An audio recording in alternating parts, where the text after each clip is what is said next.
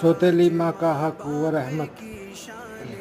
سوتیلی ماں ایک عظیم و خاص تعلق اس کے باپ سے رکھتی ہے، جس کی وجہ سے تعظیم و رحمت اس پر بلا شبہ لازم ہے۔ اس حرمت کے باعث اللہ رب العزت نے اپنے حقیقی ماں کے مثل حرام ابداری کیا۔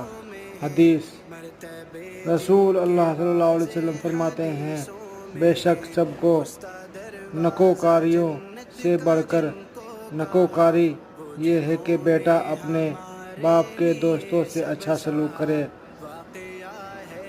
مثلاً جب باپ کے دوستوں کی نسبت یہ احکام ہے تو اس کی نکوحہ، اس کی ناموس کی تعظیم و تکریم کیوں نہ احق واقع ہوگی، خصوصاً